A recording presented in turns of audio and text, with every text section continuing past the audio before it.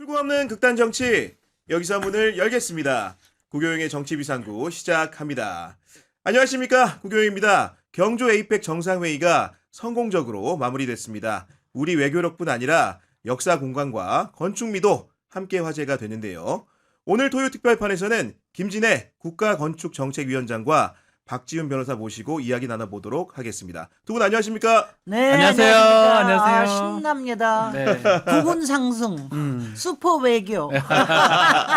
저는 맨날 그 의원님, 의원님 하다가 오늘 초대에 뵙고도 네. 위원장님 하니까 뭔가 좀 어색해. 위원장이니까 좀 올라간 것 같아. 많이 올라간 것 같아요. 많이 올라간 것 같아. 장이니까.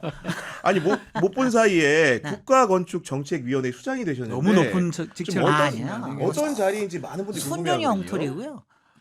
그렇지는 않고요. 뭐 이제 중요한 자리입니다. 대통령 소속 위원회고요. 건축 기본법이라고 하는 법령에 의해서 만들어진 위원회예요. 와. 근데 이 법을 누가 만들었느냐?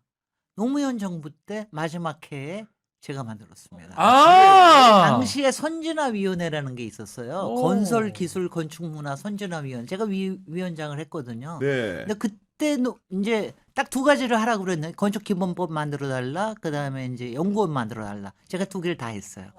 그래서 이제 건축기본법은 노무현 대통령이 정말 완전 서포트 해주셔서 된 거고 당시에 어느 정도냐면 산자부 반대하죠. 문체부 반대하죠. 하물며 국토부도 반대해. 그런 국토부가? 와중에도 20년 전에는 뭐냐 하면은요. 다 토목이 잡고 있을 때야. 그러니까 건축이 이렇게 올라가는 게 싫다 이거예요. 그래가지고 제가 이제 대통령 붙들고 막 해가지고 대통령이 회의 저기를 해가지고 야 산자부 니네 문체부 입 다물어라. 국토부 띄워라. 그래가지고 그때부터 이제 국토부가 국회에서 뛰기 시작해가지고 네. 저는 이제 바깥에서 막 하고 그래서 겨우 됐습니다. 건축 기본법에 있는 국가 건축정책위원회. 아니 그런 그 이미지를 가지고 이제 설계는 하셨는데 우리 김진애 위원장님이 자리를 비운 사이에 그 위원회 성격이라는 게 그게 약간 웃겨졌죠. 이상해진 것 같아요. 아니 웃겨진 게 이제 이명박 대통령이 딱 들어와서 그걸 딱 보더니 이게 내가 원하던 것이야 이러고 위원회를 만드셨어요. 아. 근데 이제 이게 좋은 게 처음에는 건축을 그냥 완전히 수발드는 거로만 쳤습니다. 그러니까 4대강 사업 무슨 뭐 국가 상징거리 이런 거 수발하는 거로만 썼어요. 이명박 정부 때. 박근혜 정부는 나 이런 것도 구천 다 총리실로 내려보냈어. 아예. 그러다가 이제 문재인 정부 때 다시 이제 대통령 소속이 되면서 그때는 지역 안전센터도 만들고 공공건축가 만들고 잘했어요. 그 다음에 이제 윤석열 정부가 됐다. 어떻게 됐냐? 그냥 놀이터가 됐어요.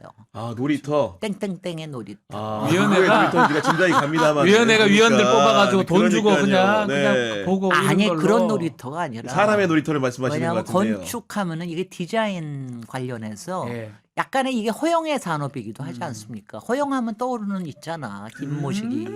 김건희. 예. 우리 위원장님은 말씀 안 하셨습니다 지금. 제가 네. 했어요. 그러니까 용산의 놀이터가 된 거예요. 그래서 용산의 거기서 한 놀이터. 일이 주로 용산 어린이 정원 만들거나 뭐 이런 것들을 하면서 그냥 3년을 그냥 보낸 거예요. 물론 뭐 딴 것도 한 거는 있습니다만은 본질적인 건 하나도 안 다루고 네. 지난 3년을 지내오니까 그리고 이제 저한테 딱 가니까 저 혼자만 있어. 위원들도 다 임기가 끝나고 아직도 없습니다. 저 혼자입니다. 그래요? 혼자 위원장 계세요? 하나. 그다음에 한심한 게 약 20명이 있는데 그 중에서 국토부에서 나온 사람 중에 건축직이 하나도 없어요. 야 도로아미타불이 돼버렸구나. 야, 정말 건축직이 하나도 없어. 제가 이제 국토부 장관님한테 가서 보고하면서 막 이제 했죠. 건축직 하나 없으니까 좀 보내달라. 말이 되나? 그랬더니 장관님도 막 웃으세요. 그래요? 막 건축직이 이러면서, 없어요. 예. 막 웃으시더니. 국가 건축 제적 위원회에서 건축직이 예. 없다고요? 그런데도 안 보내줘. 그래가지고요. 제가 드디어 뭐 참다가 제가 협박을 좀 했습니다. 저 협박도 잘하거든요. 설득도 잘하지만 협박도 잘하거든. 그래서 협박해가지고 드디어 2시간 만에 한 사람 데리고 왔어요. 와. 그래서 요새는 막 좀 돌아가고 있어요. 아니 우리 박준 변호사님 처음에 우리 그 위원장님이 취임한다는 소식 언론에 접한 다음에 좀 어떤 생각 들었습니까?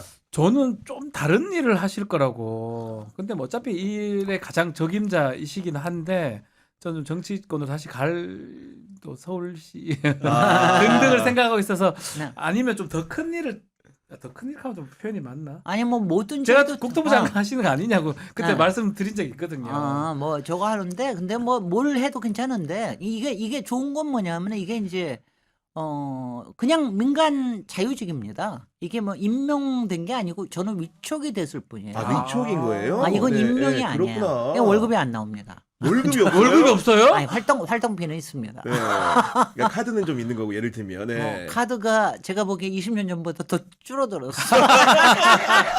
그래서 제가 너무 웃었어. 그래서 너무 웃긴다. 참 여러 가지가 다 웃긴다. 뭐 이런 생각을 했는데, 근데 여하튼 간에 위원회는요 국회하고 똑같아요. 일을 하려면 뭐든지 할 수 있고 그렇죠. 안 안 하려고 하려면 아예 그러면 안할 의전만 수 있고. 하면서 다니면 돼요. 맞아요. 근데 제가 처음부터 그랬거든. 또 제가 얼마나 꽤 셀럽이니까 사방에서 아니 와달라는 그렇죠. 거야. 여기저기 그래서 행사에. 제가 처음부터 딱 가서 그랬어. 나 자리 빛내주러 가는 자리는 안 간다. 빛내주러는 안 나간다. 내가 용건이 있을 때만 나간다. 그래가지고 지금 뭐 과제를 열심히 만들고 있습니다. 왜냐하면 지금이 굉장히 중요한 때인 게 지금 이제 부동산 문제, 주택 공급 문제 이게 있잖아요. 근데 이제 주택 공급이라고 하는 거를 도시 계획의 아파트나 이것만으로 풀 수가 없어요. 그러니까 저는 이제 건축 쪽에서 이걸 풀어 나가려고. 그렇죠. 그래서 이제 그쪽에서 뭐 안을 만들기도 하고 있고요.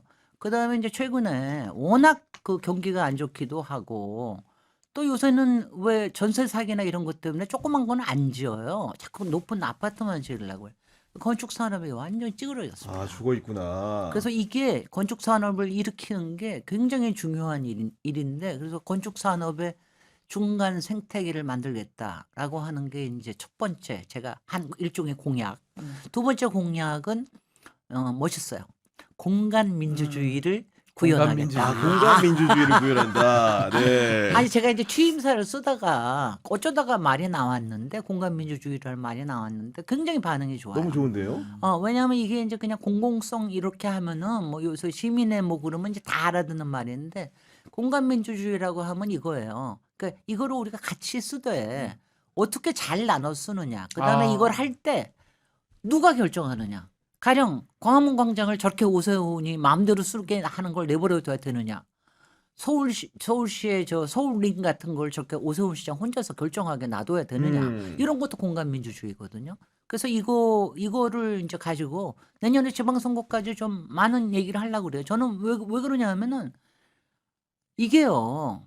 그러니까 사회가 양극화된 것도 있지만 건축도 양극화되고 그렇습니다. 개발도 양극화되고 그다음엔 이게 뭐냐면은 요새는 완전히 비싼 데는 너무 비싸게 랜드마크 명품 뭐 브랜드 이래가면서 돈 그냥 딜이 써대고요. 한쪽에서는 그거 카피하느라고 바빠요. 근데 이거를 앞에 나서는 사람이 서울시장, 부산시장 그리고 많은 자치단체장이 이러거든요. 그러니까 전국에 똑같은 게 다 만들어지는 거예요. 그러니까 이게 쓸데없이 돈을 낭비하고 있는 겁니다. 근데 제가 이제 나 이렇게 홍보하면 안 되는데. 근데 제가 이번에 여름에 그 K-팝 디몬 헌터스 영화 나왔잖아요. 제가 그거를 보고 굉장히 휘를 받은 게 서울을 굉장히 많이 잘 소개하지 맞아요. 않았습니까? 정말 많이 했죠. 근데 거기에 보면은 제가 그 다음에 딱들 만나면 그래. 야 건축가들, 야 단체장들, 니네들이 만든 거 하나도 안 나오더라.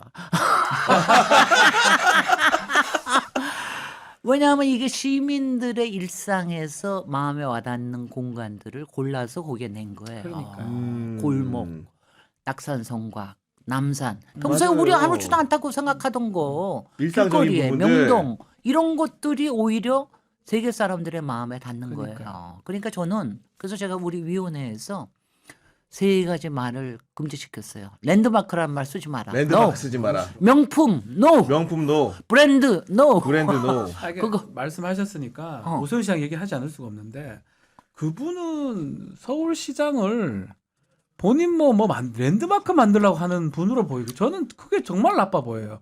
말한 것처럼 그렇다고 해서 되지도 서울시를 대표하는 건물이 되지도 않을 뿐더러 캐대원에 나오지도 않을 뿐더러 저는 어벤져스에서는 나왔었어요. 답답합니다. 그래서 좀 그런 마인드가 건축적 마인드도 없는 본인을 위한 거잖아요. 사실 어떻게 보면. 그러니까요. 본인을 네. 위한 거예요. 뭐 지자체장들 보면 본인을 위해서 만든 거잖아요. 네. 근데 우리 위원장님 같은 경우는 그 이상의 어떤 생각을 갖고 계시니까 이걸 딱 정확하게 지적하시는 것 같습니다. 아니 저는 위원장님이 사실은 개인적으로 제가 건축 잘 모르지만은 그 말씀이나 글을 통해서 굉장히 좋은 부분이 어떤 거냐면은 그 원형 보존의 가치라는 걸 굉장히 강조하세요. 그러면서 이번에 제주도 가셔가지고도 서귀포 관광극장이라는 것이 왜 보존으로 필요성이 중요한지를 설명을 또 잘 해주셨잖아요. 아니 서귀포 관광장은 이제 63년에 지은 거니까 한 7, 80년 된 거예요. 근데 그게 또 재밌는 게 그동안 화재가 나가지고 뚜껑이 날아가 버렸어요. 네. 그래서 이제 5개가 됐어. 이제 벽만 3개가 있는데 그걸 그동안 야외 극장으로 쓴 거예요. 공연장으로. 예. 막 담쟁이가 가고 막 돌이 있고 그런데 이게 뭐가 생각이 나냐면 영화 시네마 천국이 생각이 나는 거예요. 정말 벽에다가 화면 비치고 막 그러니까. 그러니까 너무 정말 그럴듯한 공간이거든. 근데 이게 안전 문제가 있다고 서귀포시가 철거를 해버린 거야. 근데 철거를 시작을 하자마자 지역에 건축가들이니 문화인들이니 시민들이 다 들고 일어나서 안 된다고 피켓을 두고 나온 거죠. 그래가지고 중간에 멈춰섰어요. 이게 멈춘 그랬구나. 거죠. 중간에 중간에 멈췄어요. 철거를 그래서 계속 두 진행하려고 개, 하다가 벽 2개는 이제 처음으로 공사하다가 멈춘 거예요. 예. 그래서 이번에 가서 뭐 도지사님 만나고 다 저거 한 게 이게 뭐냐면 이거- 딴 거 아닙니다. 이게요. 와. 원형을 제가 얘기하는 게 아니에요. 시간의 힘이 쌓인 공간은 우리가 건축 요새 너무 정말 삐까번쩍하게 만들잖아요. 근데 시간의 힘이 쌓인 공간은 우리가 아무리 해도 만들 수가 없어요. 그러니까 시간의 힘이 있는 공간은 어떻게 하든지 살려보려고 노력을 해야 돼요. 그리고 요새는 뭐 저기 안전이 문제가 되면 잘 덧대면 되고 그렇죠. 하면 되죠. 그리고 유럽의 여러 개 리모델링을 잘 보시면 알지만 다 옛날 거에다가 막 철자이며 유리며 싹 들어오면서 얼마나 세련된 공간을 만듭니까? 그러면서 거기에 있는 얘기들을 하면 되거든. 그러면 이제 외국인들이 야 깜빡 죽는 거죠. 이게 뭐냐면은 이게 바로 요번에 경주 에이펙의 힘이에요. 저는 경주 에이펙의 요번에 근관의 힘이 네. 골드의 힘이 아니라니까 그렇습니까? 경주 2000년의 힘이에요. 2000년입니다. 경주 그러니까 천년왕국 경주에서 아니 서울 한국이 최근에 있는 국가인 줄 알았더니 여기에 2000년 왕국이 있었어? 거기에 이런 근관이 있었어? 야, 우리는 기껏해 250년, 50년밖에 안 되는데. 그러니까 그 시간의 힘, 역사의 무게가 주는 엄청난 그 우리한테 그냥 막 뒤에 맞아요. 아우라를 이렇게 네. 막 들이우는 거죠. 제 공감이 되는 게 말씀하시 조금만 제가 말씀드리고 싶은 게 제가 미국에 잠깐 가면 미국은 미모리얼 이런 게 너무 많아요. 네. 왜냐하면 걔들 짧으니까. 응. 별것도 아닌데 또 메모죠. 끼어가잖아. 우리는 어마어마하잖아요. 그렇죠. 그러니까 그 차이인 거예요. 우리가 어. 수십 배 많은 역사를 갖고 있는 거고 쟤들은 짧게 갖고 있으니까 음. 어디 가도 미모리 이게 뭐 기념할 일 많냐고 제가 물어본 적이 있는데 이번에 경주에서 한 것도 어쩌면 에이펙이 거기 된 게 또 네. 이게 신의 한 수 신의 한 어떤 수였어요. 예 맞아요. 시간과 공간이 그걸 아주 그 말씀 드리고 싶어서요. 절묘하게 맞았고 네. 그렇게 시간의 힘에다가 거기다 올리브영의 힘도 있었지. 현대적인 요소까지 가미가 아니 그 돼서 황리단길에 사실 그렇죠. 황리단길 가면 요새 보면은 머리에 기와만 얹었지 완전히 외국 외국 사람 더 비슷하거든. 많습니다. 외국 사람 많은데 거기서 캐롤라인 레빗이 올리브영에 KBT 사가지고 참. 얼마나 좋아 그런 게. 그러니까 대단한 문화의 힘입니다. 아니 이번에 정상회담 하면서 저는 이제 공간을 잘 모르니까 여쭤보는 건데 네. 예를 들면 천년미소관이라는 박물관 내 새로 지은 시설에서 네. 했는데 그런 공간의 미는 좀 어떻게 보셨습니까? 아니 근데 그게 이제 목조 건축으로 새로 지었잖아요. 원래 만찬장으로 지었는데 그렇죠. 그리고 화장실이 안 돼가지고 멀어가지고 결국은 화장실이. 거기서 못하고 그냥 처음에 인사만 했는데 그게 좋은 거예요. 왜냐하면요, 어떤 외국 사람들도 이렇게 장소가 이게 굉장히 돌봄이 잘 돼 있고 뭔가 얘네들이 굉장히 중요하게 생각하고 시간의 힘이 있고 역사의 힘이 있으면 존중을 해요.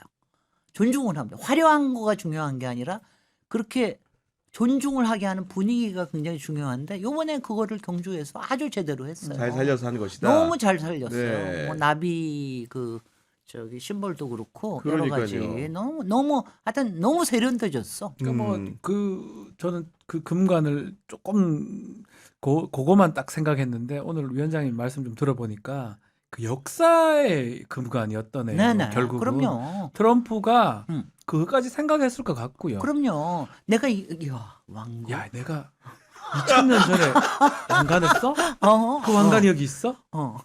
그 사실은 만약에 예를 들어서 조선시대 왕과 익선강 같은 거 하면 폼 안 나잖아요. 아, 그렇죠, 그거 그렇죠. 줬으면 네. 트럼프 화냈을 것 같은데 어쨌든 간에 그 뭐가 공간과 시간이 적절하게 맞아떨어졌고 에이펙 엄청 성공했지 않습니까? 네. 사실은 그 우리 간세 협상도 마찬가지고 그 모든 게 기반이 됐던 것 같다 생각도 좀 듭니다. 네. 아니 그리고 위원장님 아이디어가 좀 많으시니까 사실은 트럼프가 이번에 금관을 받아가고 훈장을 받아가서 굉장히 기꺼이 기뻐하기는 했는데 혹시 위원장님이었다면은 트럼프에게 우리 한국적인 뭘 미를 줘요? 살리면서 뭘 주었을까? 이런 아이디어 좀 되게 궁금하거든요.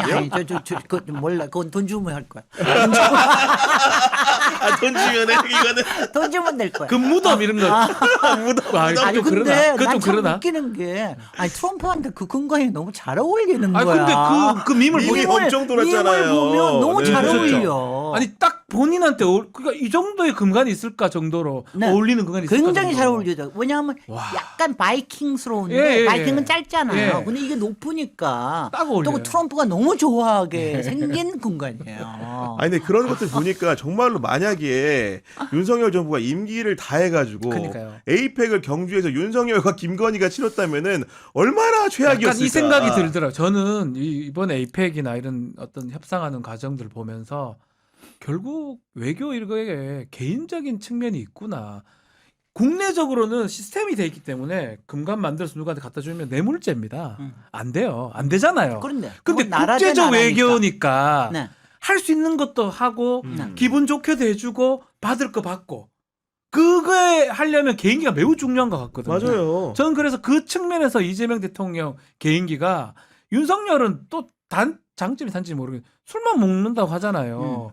그러니까 개인기 자체가 없는 거잖아요. 네. 그래서 공부도 많이 하고 개인기 뛰어난 이재명 근데 대통령이 이재명 성공한 대통령 것이다. 저는 부부라고 생각이 되고요. 예, 예. 김혜경 여수 굉장히 역할을 잘하셨고 저는 근데 이번에 사실은 잘 되지 않으려야 않을 수가 없었습니다. 저는 아, 그렇게 봤어요. 조건 그래서 자체가 속으로는 그렇지만 이제 오마조마했죠. 왜냐하면 제가 계속해서 그때 왜 조국 나올 때 제가 비판하고 그래. 그냥 에이펙 때까지 좀 기다려다오. 제가 막 그랬던 이유가 에이펙이 굉장히 중요한 역사적인 모멘텀이 맞습니다. 된다. 매우 중요하다. 이때까지는 하셨어요. 이재명 정부에 힘을 실어주는 게 맞다라고 하는 게 제 생각이었거든요. 근데 잘 안 될래 안 될 수가 없는 게 일단은 이재명 대통령은 본인 개인 이상으로 K민주주의의 대통령이에요. 그러니까 이거 일단 딱 예전에 문재인 대통령도 그랬습니다. 촛불혁명으로 당선된 대통령이기 때문에 일단 딱 여기에 아우라가 들이는 거예요. 근데 이번엔 응원복 혁명이니까 더하죠. 그거 있죠. 그 다음에 코리아는 하나가 아니야. 둘이야. 사우스 코리아, 노스 코리아 다 있어. 노스 코리아, 사우스 코리아 다 있는데 하나는 기술력이 대단하고 하나는 또 위협력이 대단해. 위협력이 협박력이 대단 위협력이 대단하죠.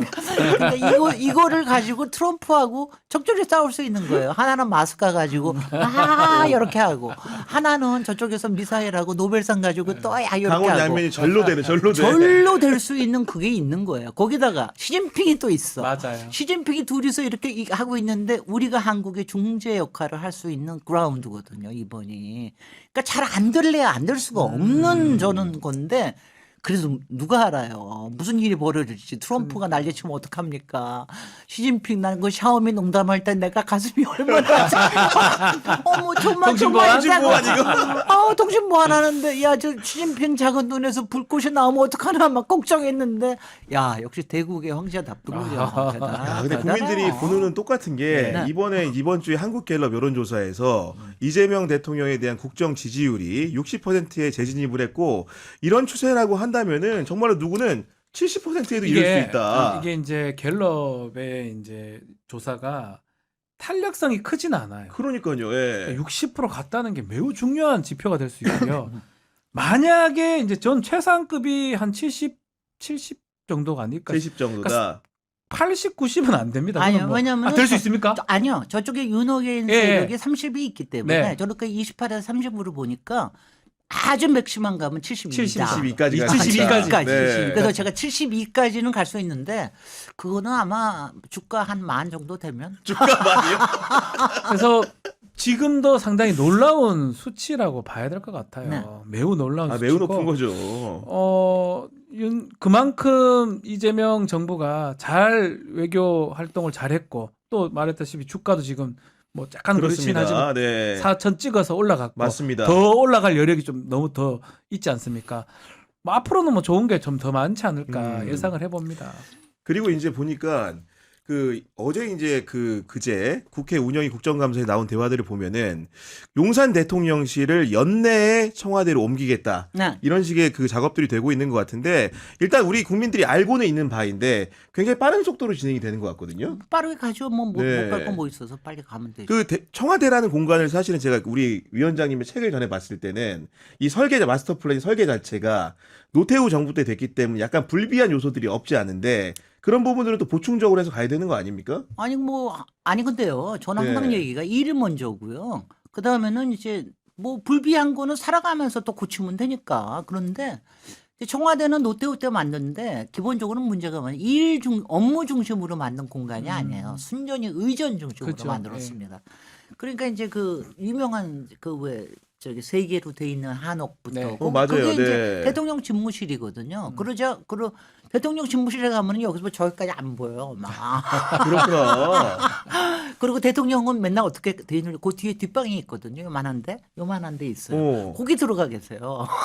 왜냐하면 불편하니까 저 큰 데가 있으면 그 사진 찍을 때만 있고 아. 나 평소에는 뒷방에 가서 일하시는데 문재인 대통령 그것도 힘들어서 그 앞에 이제 저 비서관 동으로 나와 있었죠. 비서동으로 나와가지고. 근데 이게 뭐냐면 의전동하고 대통령 집무실하고 그다음에 대통령 비서실이 그러니까 따로 떨어져 있다는 게 거리가 꽤 굉장히 되잖아요. 불편. 왜냐하면 그래서 안 되니까. 빠른 걸음으로도 10분이면 긴 거거든요. 그리고 우리가 왜 공간적으로 그래 돼 있으면 저도 그 청와대 근무했던 사람들 얘기 들어보면 뭐니까 보고 하는 게 부담스러운 거예요. 부담스러운 자주 거예요. 만나야 되잖아요. 사실은. 그럼요. 그렇죠. 지나치면서 못 나고 네. 대통령님 이래가면서 하고 그래야 되는데 그래서 저는 이제 중장기적으로는 그때도 제가 제안했고 제가 국회에 있을 때 그렇게 새로운 마스터 플랜을 짜라고 돈까지 마련해주고 막 그랬었는데 그 의전은 뭐 할 수 없이 있어야 되는데 그 앞에 비서동은 다시 지어야 돼요. 음흠. 그 60년대 지어가지고 또 굉장히 오래됐고 비싸고 난립니다. 그렇구나. 네.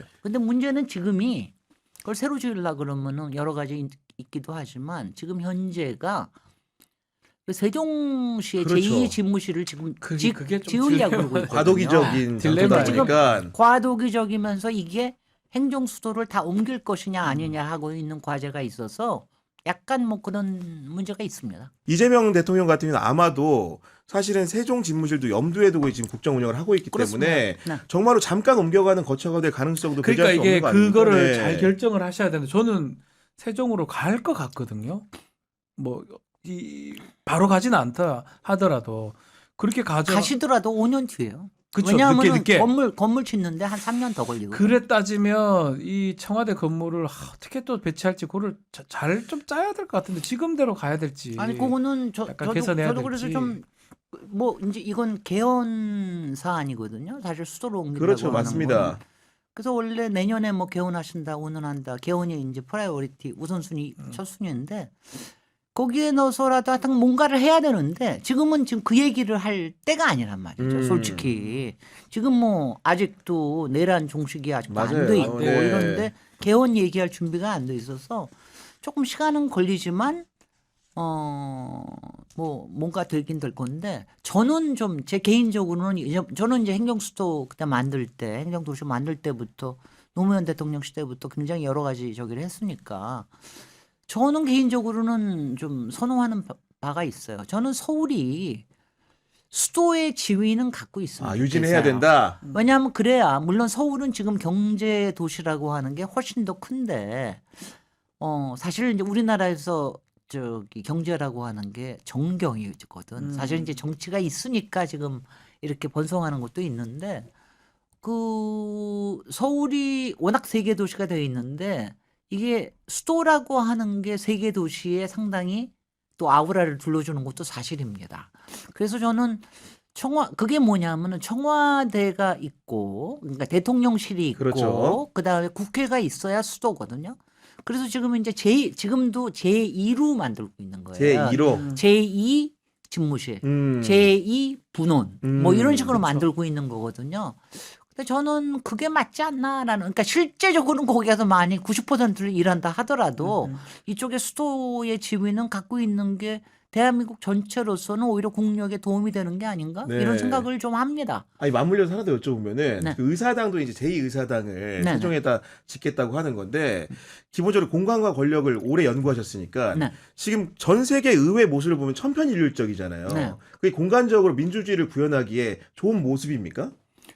뭐가요? 우리 거? 예를 들면 이렇게 우리 뚜껑이 국회? 있고 뭐 기둥이 크고 뭐 이런 거 있잖아요. 우리 예. 거 도움과 네, 그렇죠. 열주. 예. 도움과 열주가 있지 않으면은 국회가 아니라고 박정희가 그래가지고 그렇게 됐어요. 그런데 이제 요새 새로 지어지는 거는 굉장히 여러 종류의 게 있으니까 아직 건물 설계는 조금 있다가 이제 설계 그렇겠죠. 경기를 할 네. 겁니다. 그러니까 그때 나와 보면 알 테고요. 아마 새로운 것들이 좀 나올 거라고 생각이 드는데 저는 근데 이제 국회에 대한 게 제가 요번에 응원봉 혁명이 있고 난 다음에 좀 마음이 신경이 복잡해졌어요. 어떤 점에서요? 왜냐하면 그 전에 내가 맨날 국회를 정말 못생긴 건물이다 맨날 그랬는데 저렇게 못생긴 건물이 있나. 아니 내부는 좀 괜찮아요. 근데 바깥은 정말 못생긴 건물이다 그랬는데 요번에 처음으로 네. 국회가 이뻐 보이더라고. 여의도에서. 아, 그런 여의도 이뻐. 혁명의 그게 장소가 되다 혁명의 보니까. 장소가 되니까. 근데요. 탄핵의 밤에 만약 여의도가 아니면 그날 우리가 막을 수 있었을까요? 공간적으로 그럼요. 위치가 이재명 대표가 당시에 와서 유튜브로 해서 시민들이 모였는데 그게 서울의 가운데 있으니까 그렇게 또 모였지. 그렇네. 네. 그래서 내가 그 심사가 좀 복잡해졌습니다. 아니 정말로 말 그대로 세종의 의사당이 있었다고 치면은 그러면 어떤 힘들죠. 환경이었을까? 그러면 이제 의원들도 평소에도 많이 뿔뿔이 그렇네. 흩어져 있고 시민들도 아무래도 많지가 않으니까 맞아요. 네. 대전에서 물론 가기도 하지만 또 뭐 그런 게 있으니까 그러니까 그런 생각이 많이 들더라고요. 아니 그럼에도 불구하고 이제 그 공간 안에서 벌어진 일들이 좋은 일도 있지만 지난번에 비트혁명처럼 좋은 공간으로서 여의도가 소비되기도 하지만은 얼마 전에 이재명 대통령이 국회 시정연설을 갔는데 국민의힘이 그 안에서 보인 모습 정말 이상하지 않았습니까 이게? 그렇죠. 국민의힘이 이제 욕설은 아니었죠.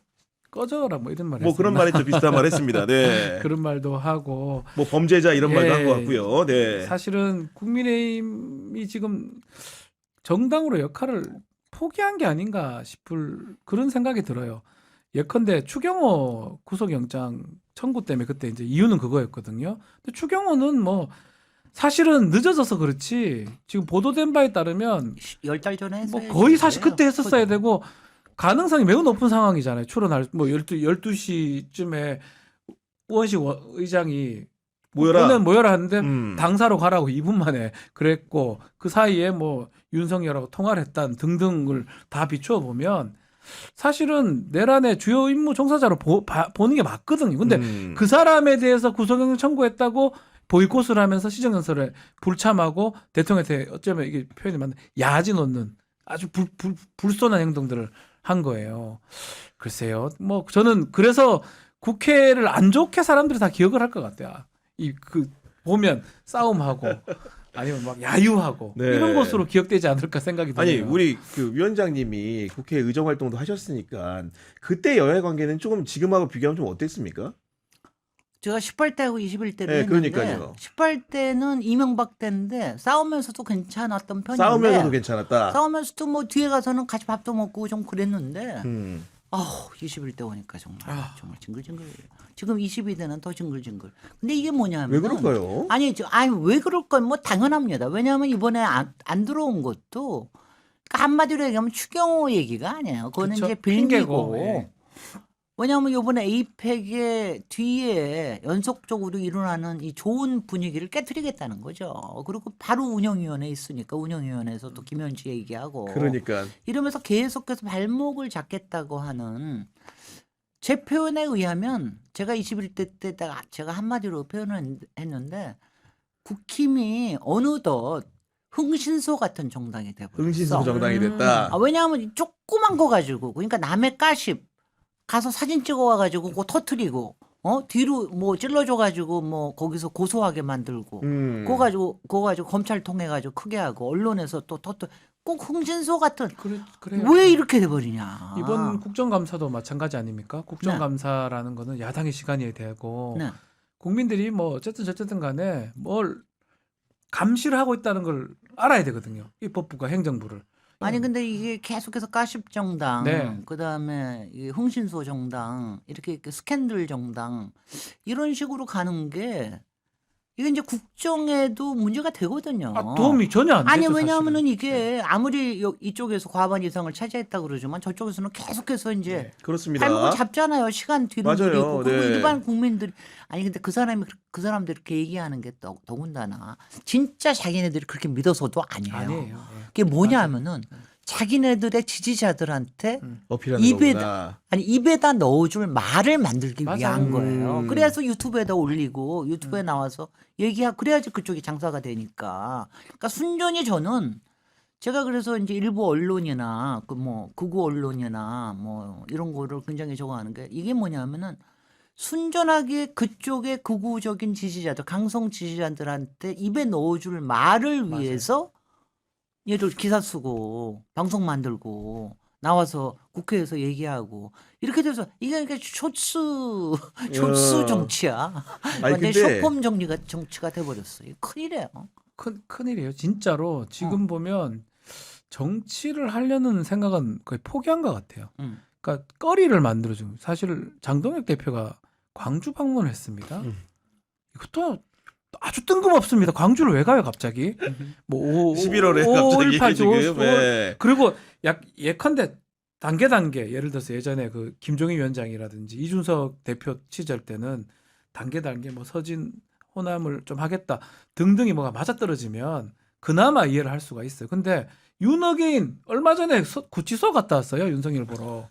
광주를 간다는 게 이게 납득이 안 되거든요. 저는 이 보면 그냥 기사거리나 지지자들한테 던져주는 그 정도 효과라고 가서 뭐 내가 당했지 않냐 이런 거 하려고 그거 당하려고 간 거 아니냐 이 정도로 정치를 하려는 게 아니고 그냥 그거만 하려고 하는 느낌이 들어서 정말 안타깝습니다 사실은. 아니 근데 그 저열한 효과기는 한데 저희 집에서도 그 김현지 실장이 원래 뭐 하던 분이요 저한테 물어보더라고요. 그럼요. 그러니까 이걸 하도 이렇게 동호 하도 반복을 하다 아니요. 보니까 그게 하덕하니까. 왜냐하면 자기네들은 효과가 있어요. 있다고 생각하고 효과가 실제로 있습니다.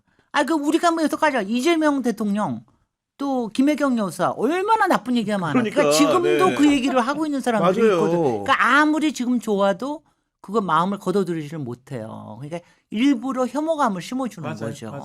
그러니까 그렇게 하기 위한 거예요. 그러니까 처음부터 시작을 했는데 저는 처음에 존엄을 얘기를 하길래 야 얘들 정신 나갔구나 이제 이랬는데 그러니까 먹혀요. 지금 다 존엄이라 그래요. 저쪽은 그걸 너무 좋아해. 예. 그렇게 해야 장사가 돼. 그러니까 김일성, 김정은 같은 거예요 저기. 응. 김현지 부속실장이. 그러니까 말도 안 되는 얘기인데 계속 반복해서 얘기를 하니까 비슷하게 느끼는 그 지지자들이 있는 거거든요. 맞아요. 그리고 네. 일반 시민 중에 타이틀만 보기 때문에 뭐길래 저러는데 저는 이번에 이제 결국 배치기 때문에 파행해가지고 끝났는데 만약에 김현지 부속실장이 오전에 나온다고 그랬었잖아요. 맞아요. 나왔으면 오히려 국민의힘 난감했을 거예요. 질문할 게 없어요. 근거 없이 이렇게 떠드는 거예요. 그럼 그 질문할 거예요. 당신이 존엄입니까? 이렇게 물어보고 몰라서 그런 질문할 거라니까요. 아니 나와서 그렇게 하면 그거 꼬투리 잡아가지고 또 그러니까요. 저기 하고 아우 지금 정말 왜냐하면 저는 이게 무슨 정말 아니 제가 제 성질이 저는 하여튼 그렇게 가십적이고 이런 거 못 참거든요. 네. 나는 좀 내가 그래서 저는 그 앞에서 그래서 너무 니네들 싼티난다. 제가 제일 못 참아하는 게 싼티나는 거거든요. 아니 내부에 무슨 품격이 없거나 내공이 없거나 실력이 없거나 역량이 없거나 그거를 그런 가십이나 스캔들 흥신소 같은 거로 감추는 거예요. 그러니까 싼티가 나지. 아우 정말 싼티 나는 정치 딱 지금. 사실은 그 야당에 대해서는 국민들이 다수가 이렇게 평가하고 어. 있을 것 같은데 물론 국감은 야당의 시간인 것도 맞긴 한데 또 여당의 의원들이 어떤 모습을 보여내는 굉장히 중요한데 이번 국감 때 우리 민주당의 모습은 좀 어땠습니까? 그러니까 제가 할 말이 또 없는데. 자, 이럴 때 지금 이제 뭐 사실 이제 여러 가지가 이제 지금 12월 달 되면은 이제 이른바 대통령실과 당대죠 요새는 그렇죠. 당대가 뭐 이제 조금 문제가 있을 거라는 폭풍의 전야다 뭐 이런 얘기도 있는데 지금 분명히 코드가 안 맞는 건 사실이에요. 그건 뭐 저는 제가 봐도 보입니다.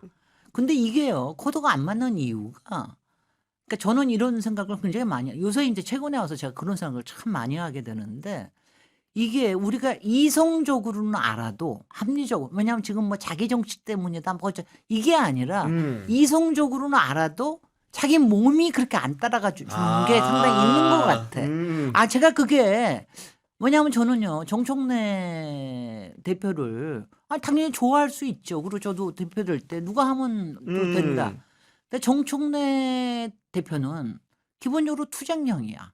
그다음에 논쟁형이야. 그러니까 이 양반이 제일 잘하는 건 투쟁하고 논쟁하는 거야. 싸우는 거구나. 그러니까 그거를 자꾸 만드는 게 당신은 잘한다고 생각을 하시는 거예요. 그러니까 이게 그 양반의 성향입니다. 그 양반의 성정이고 그 양반의 기질이에요. 근데 그런 분이 지금 그러니까 대표를 하고 계시니까 대통령은 지금 그게 아니거든요. 그게 아니고 나는 국정이 잘 돼가고 뭐 당은 좀 받쳐줬으면 그렇죠. 좋겠고 네. 그다음에 너무 국회에서 시끄럽지 않으면 좋겠고 더군다나 이번에 가령 무슨 범죄법 뭐 범죄 무슨 법 중지법 재판 이런 거 같은 중지법. 거는 예. 바보 같은 아니 왜냐면 저도 왜냐면 아니 벌써 몇 달 전에 이미 대통령실에서 정리한 걸 가지고 왜 다시 꺼냈냐고. 그러니까 그런 거는 그런 걸 할 줄밖에 모르는 사람이 앉아서 그런 게 아닌가. 내가 그래서 요새는 야 어떤 사람이 앉아 있느냐가 정말 중요하다. 그 잘 적재적소에. 그 생각이 그러니까 적재적소라는 게요. TPO입니다. 타임, 플레이스, 그다음에 어떤 상황이냐. 네. 그때 그 사람이 거기에 앉아 있느냐가 참 중요한데 지금 하여튼간에 타임, 플레이스, 오케이전이 조금 그래. 그래서 저도 또 이제 오늘 이러고 나면 또 이제 뭐 저 엄청나게 또 아니, 그럴 리는 없습니다. 뭐 제가 아주 맞는 말씀을 음. 생각하지만 또 한편으로 이런 것도 있는 것 같아요. 저는 이제 개인적으로는 이제 언론 얘기를 좀 하고 싶은데 언론이 이제 이렇게 계속 보는 것 같아요. 국민의힘이 이 정도 나락에 빠져 있는데 민주당도 뭔가 나락 요소가 없을까? 굳이 이제 분류를 하자면 그 부분이거든요. 네. 그러니까 막 커 보일 수도 있는데 동렬하게 보도를 하고 싶어하는 욕망이 있는 것 같아요. 언론들은. 예컨대 이쪽 정당의 이 상황이 지금 이해가 있거든요. 여기도 뭔가 찾아내야 되고 보도를 하려고. 그래서 찾아낸 게 이거라고 저는 이 생각해요. 요소다. 네. 예. 특히 부산에 이번에 이제 문제가 있었지 않습니까? 맞아요. 부산에 그 위원장. 예, 네. 그분 관련해서 저는 그냥 그분이 떨어졌으면 불만 가진 거 당연한 거고요. 그리고 그런 어떤 지역이나 뭐 그런 것들은 다반사 일이거든요. 근데 모든 언론에서 많이 부각을 했지 않습니까? 그 이유는 저는 그렇게 보거든요. 여기도 갈등이 있다. 명청 갈등이 있다. 아니 네. 근데요. 그러니까 저는 그거는 언론의 역할. 근데 현실 정치인이 아니시라서 잘 그거는 조금 네. 저랑 해석이 다른데 당연하죠. 왜냐하면은 그렇게 노리고 있는 사람들이 있는 그쵸. 거예요. 그럼 그렇게 노린다는 거를 알면서 해야지. 그러니까 지금 이제 문제를 가지고 얘기하는 거 보십시오. 뭐 정부에서는 김현지, 그 다음에는 여기에서는 할 거 없으니까 최민희, 그 다음에는 명청 명청이라고 그래요? 뭐니, 예. 명청 뭐 명청 갈등이에요. 중국이야 중국 갈등이래? 그냥 보니까. 왜냐하면 그거는 아주 거기다가 이제 또 하나가 김어준 상황 뭐 이런 맞아요. 식이거든요. 예. 그 정도입니다. 이런 식으로 묶어가지고 그렇게 하는 거를 아니 근데 그렇게 왜냐하면 뭐든지 분열을 시켜야 되는 거거든. 분열을 시켜야지 저쪽이 그래도 좀 나아지잖아요. 그러니까 분열을 내부에서 시키는 건 당연하잖아요. 조국 변수라는 게 또 하나 있구나. 그러니까 자꾸 분열을 시키려고 그러는 건 당연히 있기 때문에 그러니까 그거를 알면서 행동하는 게 현실 정치인들이 해야 되는 거죠. 그 다음에는 어떻게 보면은 또 그런 갈등이나 이런 것들을 정치적으로 이용하기도 합니다. 왜냐하면 그렇게 갈등, 또 하나 더 있네. 친이, 친문, 뭐, 이것도 명문 갈등. 아유, 많았네요. 뭐 하여튼간 이런 걸 가지고 네. 계속, 저도 뭐 맨날 하면 너 누구 편이냐, 뭐 하냐, 난 질려. 나 정말 질리는데. 맨날 그거 가지고. 왜냐면 근데 그런 갈등이 다 있다라는 거를, 그리고 갈등을 부추기는 거는 항상 있게 마련입니다. 그리고 지금같이 뭐 가령 뭐 어디서든지 그런 거 할 수 있는데 그럴 때는 그런 거 알면서 움직여야죠. 그렇죠. 그러니까 정치인이라면. 그거를 잘 알면서 움직이는데 과연 그걸 잘하고 있나? 네. 그거에 대해서 아쉬워하는 거죠. 그러니까 저는 지금 대통령께서는 사실은 말씀을 안 하시는 거로 인해서 저는 잘하고 계시다고 네. 보고 아무것도 안 하시지 않아. 일단 그 말씀을 문제에 제일 잘하시는 것 같아요. 아니, 언급을 안 얘기 해요. 전혀 안 하시니까. 윤석열 얘기 한마디도 안 안 하잖아. 하잖아요. 그런 거 얘기 한마디도 안 하. 그게 제일 좋으신 거고요.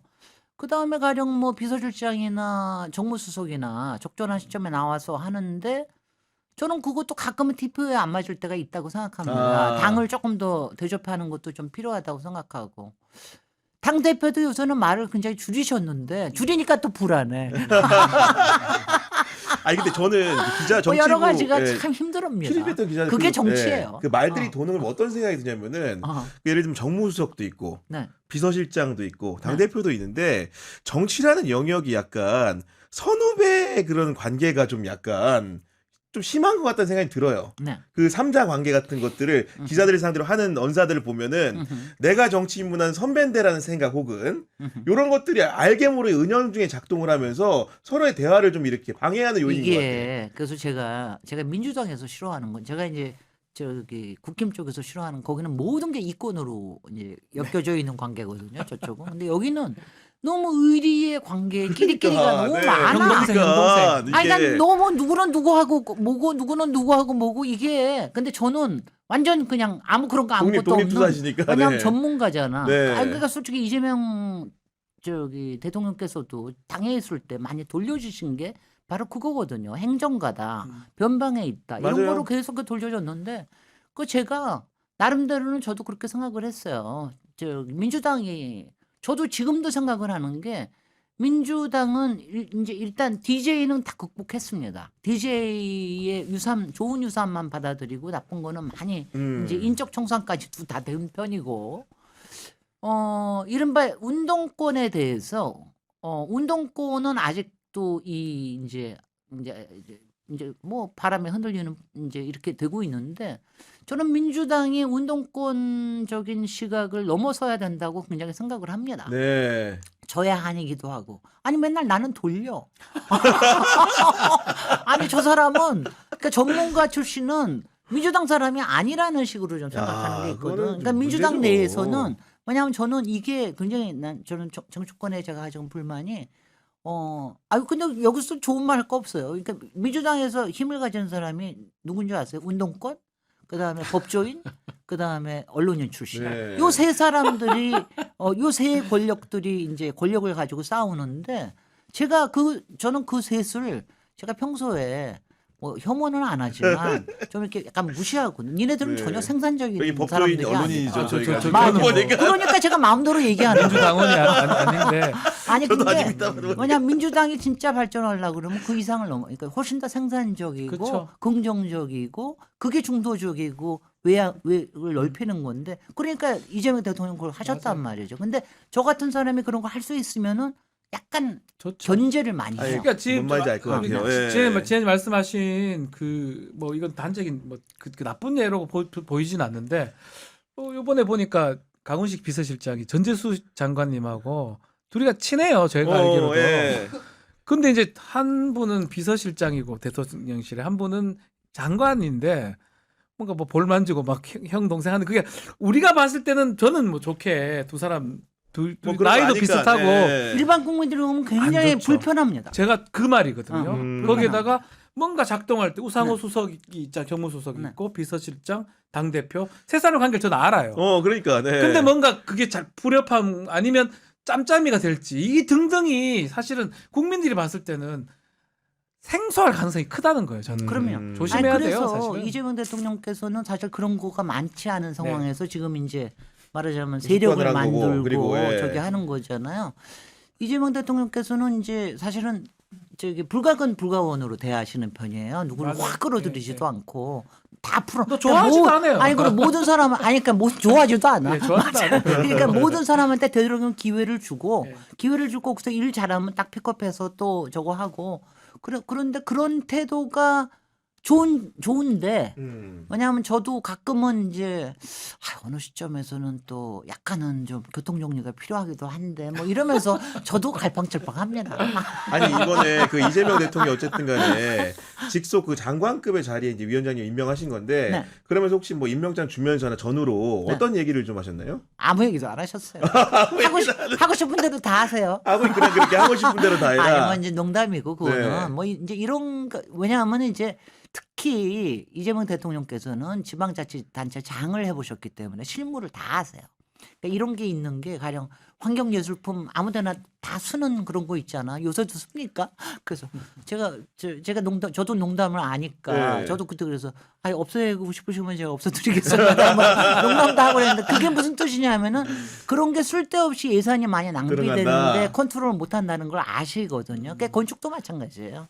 그러니까 그런 거나 뭐 여러 가지를 잘 알고 계셔서 좋고 뭐 요번에 그 이제 부동산 공급에 관련된 것도 잠깐 얘기를 좀 나누고 그랬는데 사실 저 대통령께서도 제가 건축적인 접근으로 얘기를 하잖아요. 왜냐하면 저는 건축적인 접근으로 이제 들어가야 된다고 저는 항상 주장을 하는데 제가 그래서 근데 이런 거에 대해서 아직은 조금 감이 없으셔서 지금 그래서 지금 열심히 보고를 준비하고 있는 겁니다. 그렇구나. 왜냐하면 이게요. 여태까지는 맨날 신도시 만들고 저도 뭐 신도시 3번 신도시 설계하고 그랬지만 신도시 만들고 아니면 재개발 재건축 이런 거를 했는데 사실은요. 우리나라의 주택 문제를 풀어낸 게 뭔 줄 아십니까? 누가 풀어낸 신도시가 풀어낸 것 같으세요? 아파트가 풀어낸 것 같으세요? 어, 물론 꽤 풀어냈죠. 근데 실제로 풀어낸 거는 다세대 다가구 주택. 그렇구나. 왜냐하면은 그게 많죠. 노태우 때 저기가 됐는데 이게 그때 수치까지 정확히 제가 알아.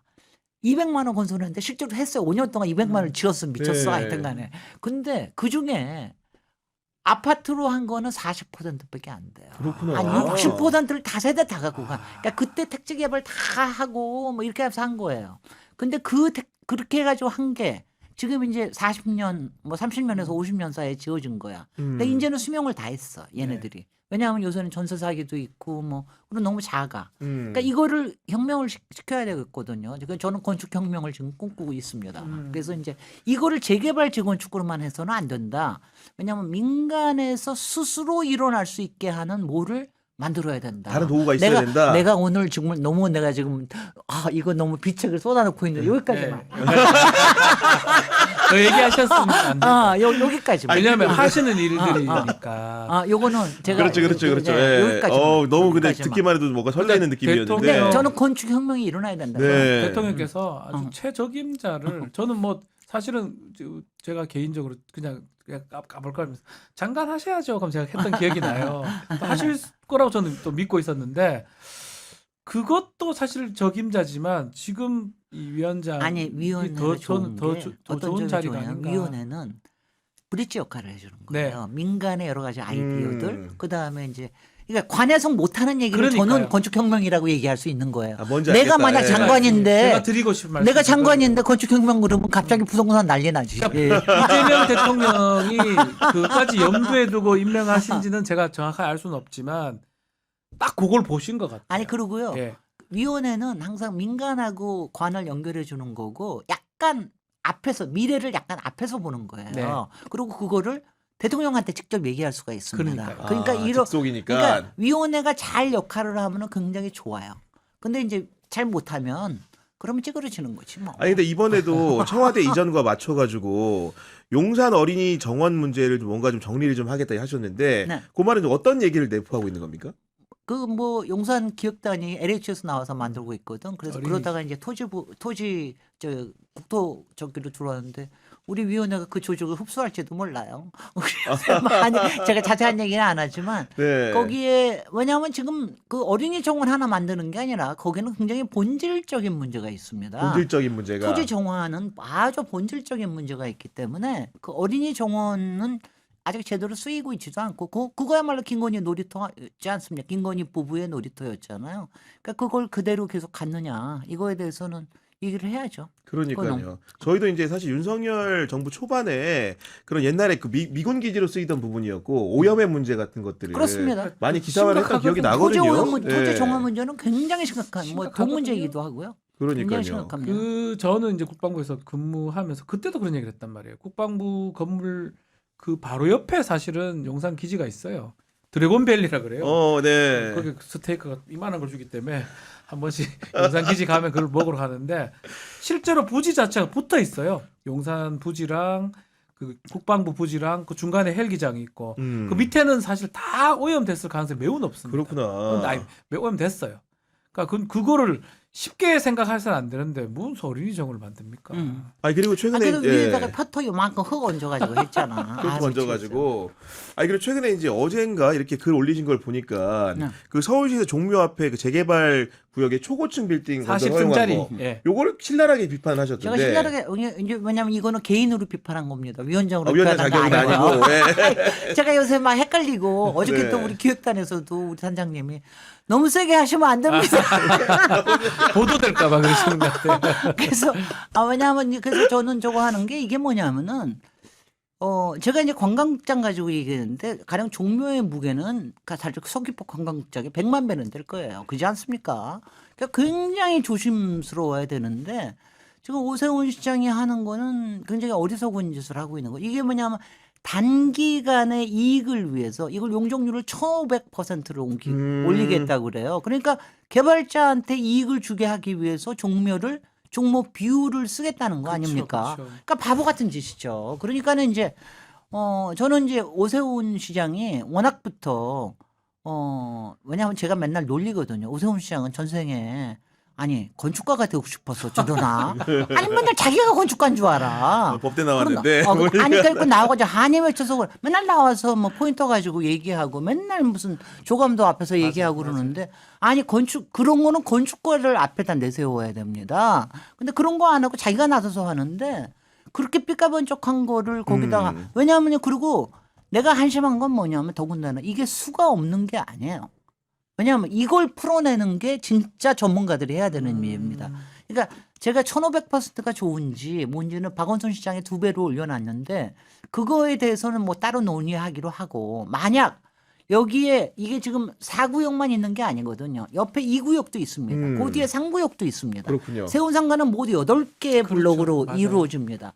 그럼 여기에 문제되는 건 종묘 앞이란 말이죠. 종묘 앞에서만 그렇게 안 하면 될 거 아니야. 그렇죠, 그렇죠. 나머지는 조금 더 올라가도 되잖아. 그러면 이거에 대해서 행정의 묘를 부리는 게 서울시장이 해야 되는 일이란 말이죠. 그러니까 그리고 그거를 하기 위해서 건축가들이 안을 내게 만들고 해야 되는데 지금 나와서 돌아다니고 있는 조감도를 보면은 야 저거 어느 업자가 그린 거야 내가 막 어느 업자가 그린 거야. 예. 업자가 그린 거를 그걸 갖다가 왜 바보같이 종묘 앞에다가 높은 걸 세우느냐고요. 거기는 좀 낮은 거 세우고 그러고 나서 이 시각에 따라서 조절을 하는 걸. 그래서 그리고 요새 그 또 서울시가 맨날 얘기하는 공중권 그 매각이라는 게 있습니다. 공중권 매각? 내가 이만큼 예. 개발을 할 수 있는데 종묘 때문에 못했으니까 이만큼은 옆에다 파는 거예요. 아. 그런 것도 하겠다. 그걸 이제 굉장히 TDR이라고 굉장히 이제 네. 뭐 한 말이 그걸 서울에서 하겠다고 난리를 쳤어요. 그러면 그런 거를 이럴 때 안 쓰고 뭐 하는 거냐고요. 그러니까 근데 그래서 제가 오세훈은요 지금요 이거 가지고 요새 왜 재개발 재건축 현장 열심히 다니잖아요. 네. 또 한강버스 막 사고 나도 막 좋다고 다니잖아요. 그리고 이것도 하잖아요. 또 광화문에도 파트로총 22개 세우고 있잖아요. 이건 뭐 하는 건 줄 아세요? 본인의 그 선거 지지세만을 맞아요.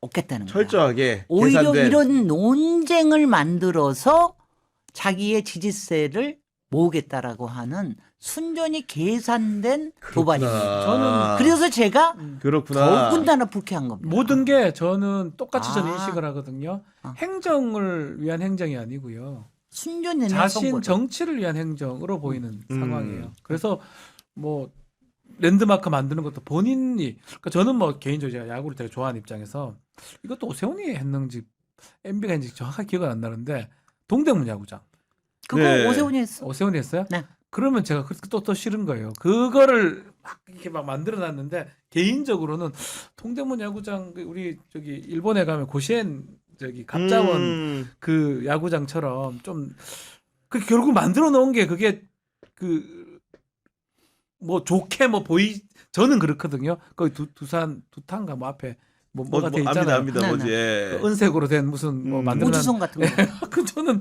그런 걸 보면서 저 제대로 하고 있나? 거기다가 그게 우리를 위한 돈이 행정인가? DDP 아니 DDP. DDP 그게 맞죠. 예. 그게 돈이 얼마 들어? 처음에 2천억으로 짓는다 그랬다가 마지막에 5천억으로 끝났어. 너무 스트레스 정말 받습니다. 징글징글해. 너무 스트레스 받습니다. 아니 근데 이런 상황에서 어쨌든 우리가 지방선거를 앞두고 있는 상황인데 아까 그 우리 위원장님 말씀대로 한다면은 계산된 쟁점을 본인이 지금 만들고 있는 상황인 건데 그러면 뭔가 이거를 돌파해서 오세훈에게 불리한 쟁점을 꺼낼 수가 있어야 되는데 그런 부분들이 약간 지금 안 보여요. 몰라. 뭐 민주당이 이제 사실은 이번 선거는 중요해요, 사실. 뭐 안 중요한 선거가 있겠네만은 지방 선거지만 1년 만에 집권하고 1년 만이니까 중간 평가적인 선거라고 봐야 되고 반드시 이겨야 된다고 생각할 거예요. 그러니까 그 기준 중에 하나가 서울시장이거든요. 그렇죠. 오세훈 또 중요합니다. 오세훈 특징이 네. 있어요. 오세훈은 그러니까 서울시장 같아요. 계속 오래 하다 보니까 오세훈 하면 서울시장 또 서울시장 오세훈 그런 느낌적인 느낌이 있거든요. 아니 근데 저는 그 말씀엔 동의할 수 없는 게 오세훈 시장은 벌써 12년 전에 네. 13년 전이네. 13년 전에 이미 실패한 시장입니다. 그런 사람이 다시 들어온 거는 예. 맨 처음에 들어올 때는 이제 이명박 효과로 2번 당선됐고 이제 10년 뒤에는 정말 기적같이 생활해 온 거죠. 네. 이번엔 윤석열 때문에 2번 당선이 두번 된 된 거죠. 거긴데 이번에 부동산으로 어떻게든 돌파해 보려고 그러는 것 같은데 네, 쉽지 맞아요. 않을 거고요. 음. 저는 솔직히는 왜냐하면 자꾸 뭐 서울을 꼭 이겨야 된다 뭐 한다 막 얘기하는 것보다 저는 절박한 게 있어요. 저는 절박한 게 저는 정말 좋은 시장이 나와야 된다. 좋은 시장이 나와야 예, 된다. 예. 저는요 솔직히 지난 거의 10여 년을 서울이 시간을 까먹었다고 생각을 합니다. 왜냐하면 저는 제가 박원순 시장의 소위 시민의 시장으로서의 그 역할에 대해서는 제가 존경을 하고 정말 패러다임을 바꾼 사람이다라고 제가 얘기를 하지만 박원순 시장의 임기 3년째부터는 너무 시정이 드리프트를 했어요. 그거 문제가 다시 이제 생김새를 다시 얘기해야 되는데 박원순 시장은 너무 개발 친화적이 아니야. 너무 아니야. 왜냐하면 본인이 앞에서 얘기할 땐 나도 그거 필요해요 얘기해 놓고 뒤로 가면은 이제 많이 반대하는 사람이 있으면 스태프들이. 그러면은 푹 꺼져버려요. 그러니까 말하자면 이제 이거를 해야 된다고 생각하면 막 추진력 있게 가고 그래야 되는데 그걸 잘 모르시고 본인도 마음이 안 당기시는 거예요. 그래서 저도 그때 오세훈 시장 상기 때 만약 대통령 하시고 싶으면 관두시고 대통령 올인하시라 뭐 이런 얘기도 했는데 그렇게 해서 했는데 그 다음에 오세훈이 들어와도 오세훈이 도시의 서울의 본질적인 문제 미래를 만드는 건 하나도 안 하고 온갖 정말 이 거품, 허영, 겉멋 이런 것만 했거든요. 그 정말 이거 심각합니다. 그래서 이번은 정말 그러니까 도시를 제대로 알고 그다음에 도시의 개발에 대해서도 친화적이고 그다음에 보존을 해야 될 것도 이거를 어떻게 하면 잘 풀어내고 전문가를 어떻게 쓰고 그다음에 정말 이제 세계 도시가 돼가고 있는 캐대언의 도시 아닙니까? 그렇습니다. 거기서 쓸데없는 거 만들지 말고 어떻게 하면 이걸 더 저기를 하느냐. 그다음에 부동산 문제 이런 걸 가지고 쓸데없이 강남 3구와 한강벨트에 부동산만 올리는 이런 바보 같은 이거가 서울이 전국의 말썽꾸러기가 돼서야 되겠어요? 그러면 안 되죠. 저는 왜냐하면 그런 점에서 민주당에 지금 이제 거론되는 후보들도 지금 못마땅해 하고 왜냐하면 너무 겁을 내. 예. 너무 겁을 내. 음. 너무 겁을 내고 민주당도 그렇고 너무 겁을 내고 너무 조심스러워. 왜냐하면 가령 보이스터를 올리면 우리 안 된다. 세제 건드리면 안 된다. 그다음에 가령 뭐 공급 대책이 막 뭐가 나와야 된다. 뭐 그다음에 뭐는 구체적으로 안 해. 구체적으로 말을 안 해. 난 그런 거 그렇게 해서는 안 된다. 저는 서울 시민을 신뢰해야 된다고 생각해요. 그리고 지금 제가 이번에 에이펙의 성과를 너무 좋아하는 이유가 뭐냐 하면은 국정 동력이 붙은 거예요. 네. 맞아요. 네. 국정 동력 붙으면 우리 부동산 개혁도 할 수 있습니다. 부동산 되면 혁신할 수 너무 있습니다. 좋죠. 제일 좋죠. 할 수 있습니다. 바람. 이번에는요. 그것만 잘 되면 서울이 이기죠. 정말 문재인 정부에서는 너무 눈치 보는 게 많았어요. 근데 이제 이게 왜냐하면 지금 의회 구도나 또 전체적으로 지금 민심이나 이런 걸 봤을 때 우리가 그리고 국민들도 한 두세 번의 사이클에서 성공과 실패를 맛봤잖아. 그리고 이재명 정부를 알잖아요. 이제는 뭔가 혁신을 할 수 있을 때예요. 그래서 저는 좀 용기 있게 나가길 바라고 민주당의 후보들 너무 그렇게 난 너무 그렇게 그냥 단기간으로 자신감 보지 있게 해라, 이 말라고. 말 아니야? 자신감 있게 좀 하라고. 아 정말. 요 말씀을 제가 듣고 아, 싶었어요. 아, 아니, 저는 위원장님이 그리고 그간에는 건축이나 네. 도시 이런 전문가로만 알았는데 최근에 책을 이렇게 출간하셨는데 앞에 있는 딸들에 관하여라는 책 사실 네. 종류가 많이 다른 책 아닙니까 이게? 아 근데요 이건 네. 모르셔. 또 제가 여성과 인간에 대해서 책을 얼마나 많이 썼다고. 그래요? 저는 또 예전에 쓴 건 나의 공공 테 분야만 생각하다 보니까 아니 네. 그러니까 나의 테마하는 사람 나의 프로젝트는 세계 이렇게 거창한 제목도 썼고요. 네. 여러 가지 썼는데 그리고 그런 게 또 잘 팔려요. 그래요? 전공책은 잘 안 팔리고. 근데 이번에 이제 딸들에 관하여 한 달 전에 냈는데 그리고 저기 다음 달에 우리 네, 제가 박지훈 그 독 콘서트도 하신다면서요 네, 보니까. 저도 네, 잠깐 독 콘서트 하는데 이게 딸바보 아빠라는 걸 네. 제가 알았고요. 아 그래서 섭외 섭외를 했어요. 네. 딸 가진 오윤혜와 네. 그렇구나. 딸인 권민정 아나운서와 네. 딸바보 아빠 셋 해가지고 이제 재밌게 놀 것 같은데 많이 참석해 주시고요. 네.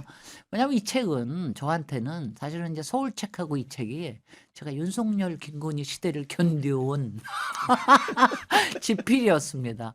항상 속이 막 열불이 나고 막 이러면은 이 책으로 다시 야, 니네들은 날아갈 수 있어. 막 이래가면서 네. 마음의 위로를 저한테는 힐링 프로젝트였어요. 저는 그 책에 등장하는 표현 중에서 네. 본인의 부캐는 이제 진해 형님이라고 하시면서 네. 나의 그럼 본캐는 진해 언니일까 이런 표현이 등장하잖아요. 네, 네. 그게 좀 어떤 맥락인 겁니까? 아니 그러니까 제가 뭐 본캐는 지네 언니겠지요. 당연히. 근데 이제 이걸 잘 모르겠는 게 저는 언니라는 말을 이렇게 세상에 쓰지 말라고 그랬거든요. 왜냐 언니라는 말을 쓰면은 갑자기 다 여자들의 또 끼리끼리가 돼버려서 언니라는 말 절대 쓰지 말라.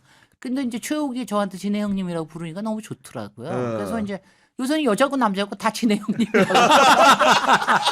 언니라고 안 해. 그러니까 재밌어요. 그러니까 그것도 좋고 제가 책에서도 그런 거 썼는데 오빠라는 말 좀 말 쓰지 말라고. 우리 사회에서 네. 오빠라는 말이 좀 없어져야 된다. 쫓아내야 된다고. 그래야지 남녀 차별이나 이 쓸데없는 이 권력 관계가 우리 사회에서 없어진다. 뭐 이런 얘기도 쓰고 그랬는데 재밌는데 전체적인 메시지는 뭐냐 하면은 맨 마지막에 쓴 겁니다. 살아남으라. 네.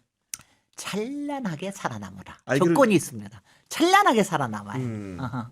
아니 근데 에피소드 중에는 네. 저희 어머님이 남기신 말 중에 나라 뺏긴 게 제일 힘들더라. 그때 네네. 빵 터졌어요. 네네. 좀 설명 좀 해주시죠. 그 어떤 맥락인지. 아니 우리 엄마한테 어쩌다가 저도 깜짝 놀랐는 게 엄마 인생에서 제일 힘든 게 뭐야 이런 얘기 이제 하다가 물어봤거든요.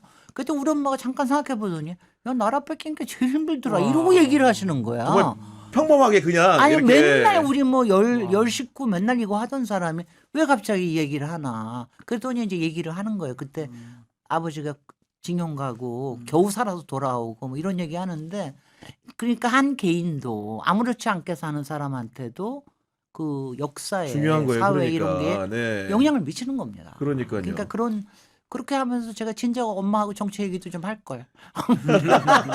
저 그 대목에서 또 그랬고 하나 더 뽑으라고 한다면은 그 여자는 상대적으로 깨끗하다라는 평판에 대해서도 네. 객관적인 시선을 좀 가질 필요가 있는 이런 말씀해 주셨어요? 아 제가 여기에 네. 김건희를 생각하면서 한 꼭지가 몇 개가 있어요. 아 그런 거구나. 이게 지금 보니까 그게 뭐냐면 여자도 타락한다. 여자가 타락하는 7가지의 계를 썼어요. 미인계. 미인계부터 나중에 이제 이간계까지 그 너무너무 잘 쓰는 김건희가 잘 쓰는 거잖아요. 그래서 네. 제가 이제 그런 거 쓰고 그다음에 이 지금 시대에 가장 힘든 유혹이 뭔가 하면은 허영, 슈퍼 허영. 그러니까 얼굴 고치고 유튜브에 나가고 네. 돋보이고 이렇게 하는 슈퍼 허영의 시대에 살아남는 게 너무 힘이 들다. 그거 다 그렇구나. 김건희 생각하면서 쓴 겁니다. 김건희하고 딱 맞아 떨어지는데. 네, 네. 아니 근데 그 좀 마지막으로 가볍게 네. 드리면은 그 딸들에 관한 책 쓰셨는데 실제로 제가 딸 바본지 몰랐거든요.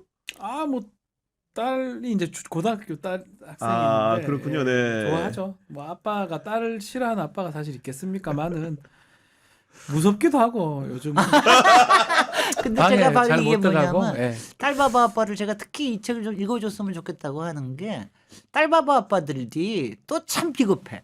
그러니까 저기 뭐 양면적이야. 한쪽에서는 야 김진애 봐, 자 너도 저렇게 돼봐, 막 이래놓고 뒤에 가서는 또 예 그게 아니라 좀 안정되게 이쁘게 다정하게 이러고 얘기한다고. 맞아, 저도 딱 그래요. 딸바보들이 예. 다 그러거든요. 그러니까 네. 그런 거 그리고 이제 딸이 느끼는 사회생활하면 느끼는 여러 가지 갈등을 또 아빠한테 다 얘기를 못 하니까. 그렇죠. 그러니까 네. 그 책을 보면은 그런 게 나오니까 아, 우리 네. 딸이 이런 갈등을 좀 느끼겠구나. 이런 걸 아시면 좋을 거예요. 아니, 저도 읽어보니까 되게 소소하게 재밌는 게 많고 실제로 이제 어머님 말씀만 저기 해주셨는데 시어머니와의 대화도 있으니까 여러분들이 꼭 책을 사서 구매해서 읽어보시기 보시면. 바랍니다. 아니 근데요, 네. 제가 한 가지만 얘기하면은 제가 이렇게 남자들 볼 때 제가 이제 남자를 훨씬 많이 보는데 저는 딸이 있는 사람인지 아닌지를 좀 눈치를 그래요? 채요.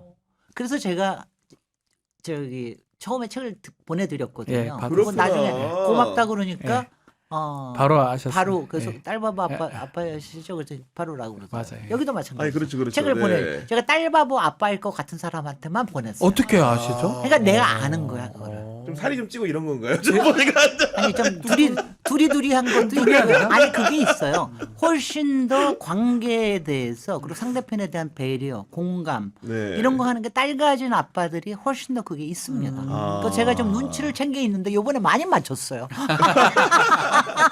알겠습니다. 지금까지 김진애 위원장, 박지훈 변호사와 함께했습니다. 저는 내일 오후 4시에 인물 비상구로 돌아오도록 하겠습니다. 탐구 대상 인물은요. 트럼프 대통령과 시진핑 주석이니까 여러분들의 많은 관심 부탁드립니다. 오늘도 긴 시간 시청해 주셔서 감사합니다. 감사합니다. 감사합니다.